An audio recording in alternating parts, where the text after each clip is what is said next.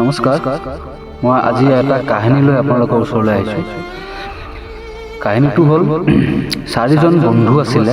এই চাৰিজন বন্ধুৱে এখন হোটেললৈ গ'ল। সেই হোটেলত গৈ কেনে তেখেতে তাতে ৱেটাৰ এজন আছিলে। ৱেটাৰজনে তেখেতক মেনু দিলে। তেখেতসকলক মেনু ৱাইজ সিহঁতে মেনু চাই কেনে অৰ্ডাৰ দিলে।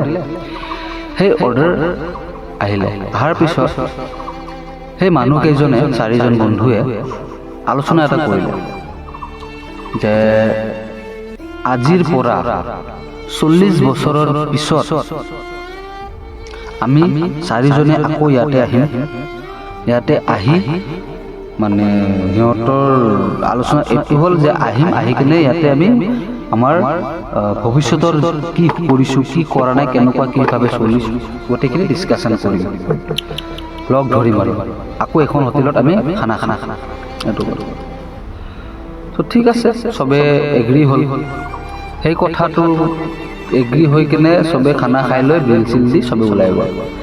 তাৰে নেক্সট 40 বছৰৰ পিছত তাতে সেই চাৰিজন বন্ধুৰ মাজত প্ৰথম এজন বন্ধু আহিলে।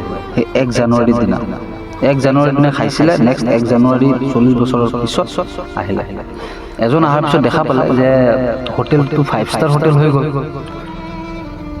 তাৰ মেক্সিমাম 10-15 মিনিট পিছত আৰু এজন মানে বন্ধু আহিলে, 2জন হ'ল। তাৰে 20-30 মিনিট পিছত আৰু এজন আহিলে, 3জন হ'ল। তাৰ পিছত আৰু এজন বন্ধু আছিলে আহিব লগা। তেখেতে বহুত টাইম হৈ গ'ল, বহুত সময় হৈ গ'ল, তেখেতে নাহিলে। বহুত সময় মানে মোটামুটি 3-4 ঘণ্টামান সময় হৈ গ'ল, তেখেতে নাহিলে। তো তেখেতসকলে দিলে অৰ্ডাৰ দি কিনে বস্তু আহিলে অলৰেডি। তো সেই বস্তুখিনি উপায় নাই পাই তেখেতসকলে ভাবিলে যে ৰাজুৱে বহুত টকাৰ মালিক হৈ গ'ল, সিহঁতে আমাক অবিশ্বাসী কৰি কিনে নাহিলে। সেইটো ভাবি কিনে সিহঁতে সেই অৰ্ডাৰখিনি খাই কেনে যেতিয়া বিল পে' কৰিব গৈছে, সেই বিল পে' কৰিব যাওঁতে তেখেতসকলৰ যোনটো হোটেলৰ কালেক্টৰ হয়, মানি কালেক্টৰ যোনে মেনেজাৰ টাইপ আৰু, তেখেতে সেই পইচাখিনি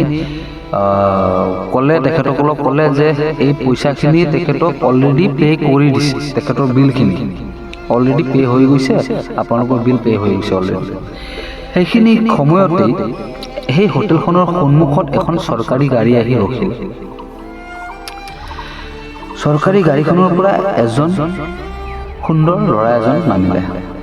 সেই ল'ৰাজনে আহি কিনে তেখেতসকলক লগ ধৰিলে। তেখেতসকলক ক'লে, আপোনালোকৰ যোনজন বন্ধু আছিলে তেখেতৰ মই ল'ৰা হয়।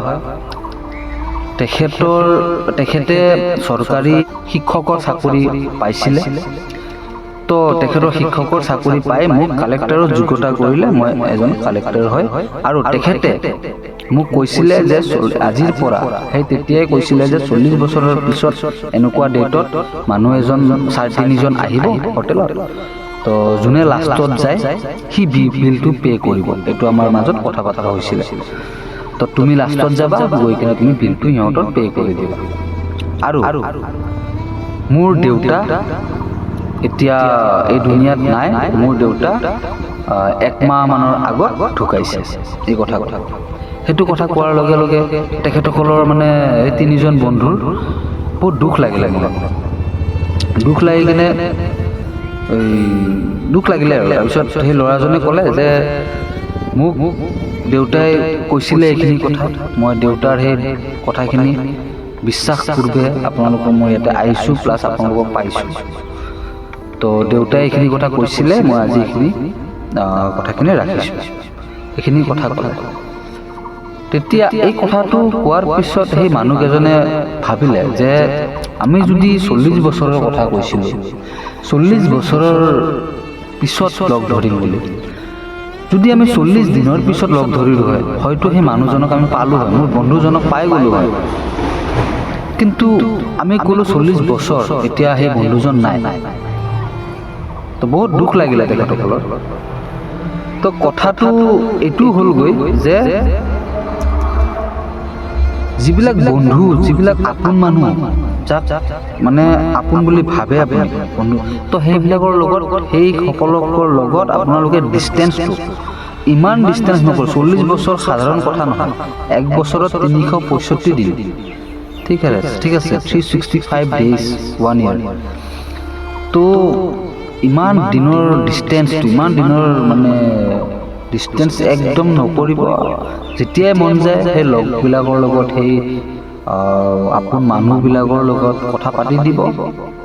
মানে কথাটো এইটোৱে হ'লগৈ যে ইমানখিনি ডিষ্টেঞ্চ কৰিব নালাগে, যেতিয়া মন যায় কথা পাতক, কথা পাতিলে মানে আপোনাৰ অন্তৰটো হালকা হয়।